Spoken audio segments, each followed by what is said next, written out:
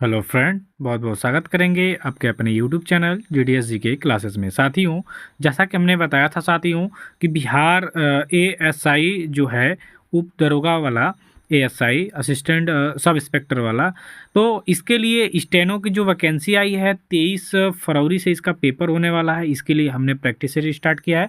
तो कल set number 1 दिया गया था, आज सेट नंबर 2 है साथियों। इसमें टॉप 50 GK GS के क्वेश्चन और बिहार राज्य से इंपॉर्टेंट क्वेश्चन दिए गए हैं जो आपके बिहार ASI स्टेनो एग्जाम के लिए काफ़ी ज़्यादा इंपॉर्टेंट है। तो वीडियो के लास्ट तक बने रहिएगा। शाम के 7 बजे ये वीडियो आपको दी जाएगी। स्पेशल अनाउंसमेंट ये है कि आज शाम को 8 बजे आपको बिहार DLED के लिए भी GK GS और साइंस की क्लास आपको दी जाएगी। तो बने रहिएगा हमारे यूट्यूब चैनल GDS के क्लासेस के साथ और चैनल को सपोर्ट करिएगा। स्टार्ट करेंगे फर्स्ट क्वेश्चन से कि गुलाम वंश का जो प्रथम शासक था कौन था। गुलाम वंश का जो प्रथम शासक था साथियों, ये था आपका कुतुबुद्दीन ऐबक। 1206 में आपका ये शुरू होता है, गद्दी पे बैठता है और 1210 में इसकी चौगान खेलते समय यानी कि पोलो खेलते समय इसकी मृत्यु हो गई थी। तो ऑप्शन नंबर बी इस क्वेश्चन का राइट आंसर हो जाएगा। नेक्स्ट क्वेश्चन है आपका, कुतुबुद्दीन ऐबक की राजधानी कहाँ थी। यानी गुलाम कुतुबुद्दीन ऐबक ने जो गुलाम वंश की नींव रखी थी तो अपनी राजधानी कहाँ पे बनाया था। इसने अपनी राजधानी को लाहौर में बनाया था, क्योंकि दिल्ली में ये आया नहीं था अपने पूरे जीवन काल में। 2.5 दिन का झोपड़ा क्या है। 2.5 दिन का झोपड़ा एक मस्जिद है। यहाँ पे आपका ए ऑप्शन करेक्ट हो जाएगा कि 2.5 दिन का झोपड़ा क्या है, तो ये आपका मस्जिद है। ऑप्शन नंबर ए यहाँ पे आपका करेक्ट हो जाएगा। नेक्स्ट है कि जो बिहार का प्रथम मुस्लिम विजेता था कौन था। तो बिहार का जो प्रथम मुस्लिम विजेता था साथियों, उसका नाम था क्या, तो ये आपका हो जाएगा बख्तियार खिलजी। ठीक है, ये यहाँ पे आपका बी ऑप्शन करेक्ट होगा कि बिहार का जो प्रथम मुस्लिम विजेता था उसका नाम था बख्तियार खिलजी। इसके बाद आप देखेंगे कि नालंदा विहार का विध्वंस किसने किया था। यानी नालंदा विश्वविद्यालय की बात कर लेंगे तो इसका विध्वंस करने वाला जो शासक था यही था जो सबसे पहले बिहार को जीता था, जिसका नाम था बख्तियार खिलजी। अलाउद्दीन खिलजी का सेनापति था और इसने क्या किया था, नालंदा विश्वविद्यालय को आग के हवाले कर दिया था, लूटपाट किया, पूरा वहाँ की महत्वपूर्ण पुस्तकों को जला दिया ताकि भारत के लोग शिक्षित ज़्यादा ना हो सकें और ज़्यादा आगे न बढ़ पाएँ। तो यहाँ पे आपका डी ऑप्शन बिल्कुल करेक्ट आंसर हो जाएगा। चलेंगे अगले क्वेश्चन की तरफ कि इल्तुतमिश ने बिहार में अपना प्रथम सूबेदार किसे नियुक्त किया था। तो इल्तुतमिश, देखिए बिहार राज्य से काफ़ी ज़्यादा इंपॉर्टेंट क्वेश्चन आ रहे हैं साथियों। वीडियो क्लास तक बने रहेंगे तो आपको बहुत मज़ा आने वाला है प्रैक्टिस सेट में। तो इल्तुतमिश ने बिहार में अपना जो प्रथम सूबेदार नियुक्त किया था वो था मलिक जानी। यहाँ पे आपका ए ऑप्शन करेक्ट हो जाएगा। इसके बाद आप नेक्स्ट क्वेश्चन की तरफ चलेंगे कि किस सुल्तान ने रक्त एवं लौह की नीति अपनाई थी। तो रक्त एवं लौह की नीति अपनाने वाला जो सुल्तान था उसका नाम था बलबन। बलबन भी आपके गुलाम वंश के अंतर्गत ही आया था, ठीक है, जो कि लास्ट में आता है। इसके बाद इसके बेटे को मार के और नए वंश की स्थापना होती है, गुलाम वंश को समाप्त करके। पुर्तगाली उपनिवेश का जो, देखिए गुलाम वंश जब खत्म हुआ ना साथियों, तो अलाउद्दीन खिलजी वाला जो खिलजी वंश है वो आया था। ठीक है, पुर्तगाली उपनिवेश का प्रथम वायसराय भारत में कौन हुआ। तो पुर्तगाली सबसे पहले 1498 में पुर्तगाली जो था वास्को डी गामा, ये भारत आता है। इसके बाद फिर वापस जाता है। इसके बाद वहाँ पे जाके बताता है सबको। तो वहाँ से जो फ्रांसिस्को दी अल्मीडा था, इसको पुर्तगाली उपनिवेश का प्रथम वायसराय बना के भारत में भेजा जाता है। तो बी ऑप्शन यहाँ पे आपका जो होगा करेक्ट आंसर हो जाएगा। ठीक है, चलिए, बंगाल की खाड़ी में समुद्री डकैती हेतु हुगली का उपयोग कौन करते थे। तो ये आपके पुर्तगाली करते थे। यहाँ पे आपका ए ऑप्शन करेक्ट हो जाएगा कि बंगाल की खाड़ी में समुद्री डकैती हेतु हुगली का जो उपयोग होता था ये पुर्तगालियों के द्वारा होता था। नेक्स्ट क्वेश्चन है कि भारत में 1612 ईस्वी में अंग्रेजों ने अपनी पहली फैक्ट्री कहाँ पे स्थापित की थी। तो भारत में 1612 ईस्वी में अंग्रेजों ने अपनी पहली जो फैक्ट्री है ये स्थापित की थी सूरत में। यहाँ पे आपका बी ऑप्शन बिल्कुल करेक्ट आंसर हो जाएगा। चलिए नेक्स्ट क्वेश्चन देखेंगे कि किस मुगल शासक के समय में सर थॉमस रो भारत आया था। तो किस मुगल शासक के समय में सर थॉमस रो भारत आया था साथियों, तो यह आया था जहांगीर के शासनकाल में। यहाँ पे आपका सी ऑप्शन बिल्कुल करेक्ट हो जाएगा। ठीक है, चलिए, 1857 की क्रांति के समय भारत का गवर्नर जनरल कौन था। तो 1857 की क्रांति के समय भारत का जो गवर्नर जनरल था वो कौन था साथियों, लॉर्ड कैनिंग था। ठीक है, ऑप्शन नंबर यहाँ पे आपका डी करेक्ट आंसर हो जाएगा। इसके बाद आप नेक्स्ट क्वेश्चन की तरफ चलेंगे कि 1857 के विद्रोह का नेतृत्व बिहार में किसने किया था। ये क्वेश्चन ट्रेडिंग में रहेगा, इसको वेरी वेरी इंपॉर्टेंट कर लीजिएगा। ये क्वेश्चन आएगा आपके एग्जाम में कि 1857 के, देखिए लगभग हर एग्जाम में ये क्वेश्चन आ जाता है। जैसे बिहार पीसीएस में भी आप जाएंगे तो कई बार ये लगातार पूछा हुआ क्वेश्चन है। तो 1857 के विद्रोह का जो नेतृत्व बिहार में किया गया वो जगदीशपुर से किया गया था, कुंवर सिंह के द्वारा। तो यहाँ पे आपका ए ऑप्शन करेक्ट हो जाएगा कि 1857 के विद्रोह का नेतृत्व जगदीशपुर भी दे सकता है या बिहार के जगदीशपुर में किसने किया था, तो कुंवर सिंह। अगला क्वेश्चन आ रहा है, भारतीय राष्ट्रीय कांग्रेस की प्रथम महिला अध्यक्ष कौन थी। भारतीय राष्ट्रीय कांग्रेस की बात करेंगे तो 1885 में सर ए.ओ. ह्यूम के द्वारा इसकी स्थापना होती है। और प्रथम भारतीय राष्ट्रीय कांग्रेस की बात कर लेंगे अध्यक्ष की, तो सबसे पहले बनी थी एनी बेसेंट और प्रथम भारतीय महिला थी सरोजनी नायडू जी, याद रखिएगा। भारत में नारी आंदोलन इनकी प्रेरणा से प्रारंभ हुआ था। तो देखिए इसमें सरोजनी नायडू को हम चयन करेंगे क्योंकि इन्होंने भी महिलाओं के आंदोलन के लिए, ज्योतिबा फूले भी थे लेकिन यहाँ पे हमको सरोजनी नायडू सही लग रहा है, ठीक है। तो सरोजनी नायडू ने भारत में नारी आंदोलन इनकी प्रेरणा से प्रारंभ हुआ था। ज्योतिबा फूले भी कर सकते हैं साथियों, ठीक है।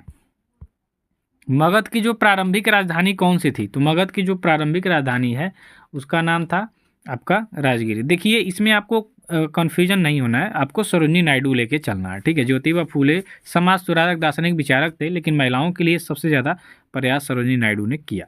तो यहाँ पे आप सरोजनी नायडू को सही करिएगा, ठीक है। चलिए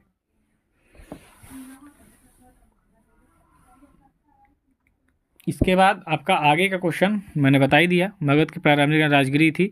अजातशत्रु के वंश का नाम बताना है। तो अजातशत्रु यानी कि अजातशत्रु किस वंश से संबंधित था, यहाँ पे आपको बताना है साथियों। तो ये आपके हर्यक वंश से संबंध था, यहाँ पे आपका सी हो जाएगा।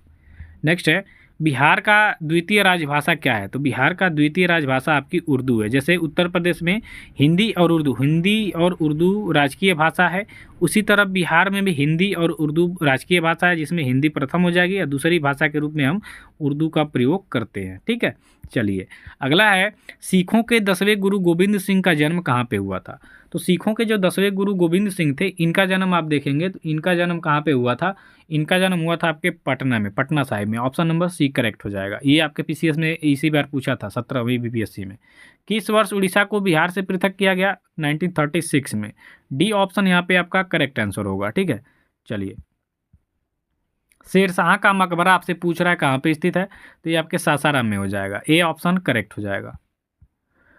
क्षेत्रफल की दृष्टि से भारत का विश्व के देशों में कौन सा स्थान है। तो क्षेत्रफल की दृष्टि से 7वां स्थान है भारत का विश्व के देशों में, यहाँ पे आपका डी ऑप्शन करेक्ट हो जाएगा।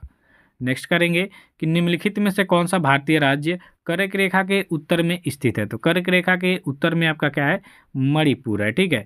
8 राज्यों से होकर कर्क रेखा गुजरती है और मणिपुर जो है भारत कर्क रेखा के उत्तर में स्थित है, यहाँ पे आपका बी ऑप्शन बिल्कुल करेक्ट हो जाएगा। नेक्स्ट है, भारत तथा पाकिस्तान के बीच सीमा निर्धारित की गई थी। तो रेड क्लिफ रेखा के द्वारा भारत और पाकिस्तान के बीच जो सीमा रेखा है उसका नाम है रेड क्लिफ रेखा, इसी के द्वारा निर्धारित की गई है। नेक्स्ट है, भारत का सुदूरस्थ दक्षिणी बिंदु इंदिरा पॉइंट है।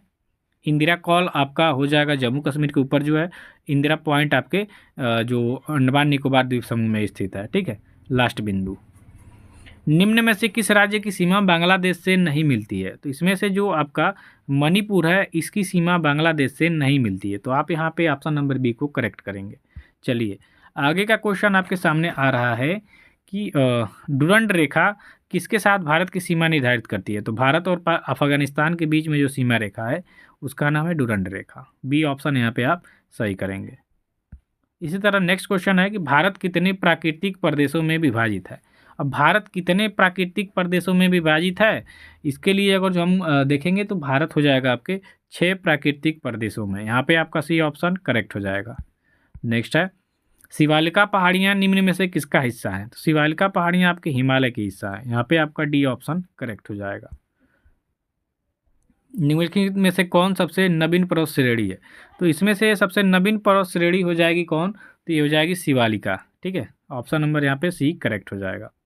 इसके बाद है, कैलाश पर्वत निम्न में से किस क्षेत्र में अवस्थित है। तो कैलाश पर्वत की अगर जो हम यहाँ पे बात कर लेंगे साथियों, तो ये चीन तिब्बत की ओर स्थित है, यहाँ पे आपका डी ऑप्शन करेक्ट हो जाएगा।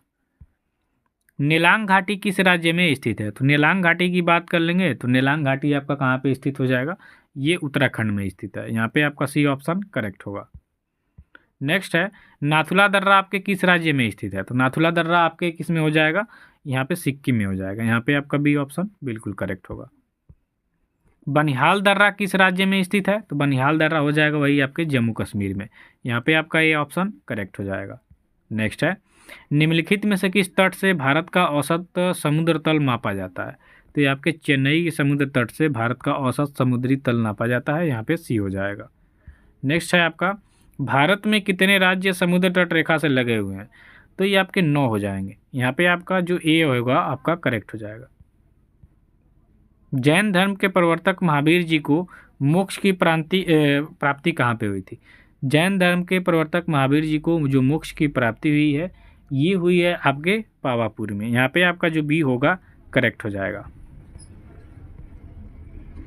बिहार में सर्च लाइट समाचार पत्र के संपादक कौन थे? तो बिहार में सर्च लाइट समाचार पत्र के इसमें से देखेंगे तो मुरली मोहन प्रसाद हो जाएंगे।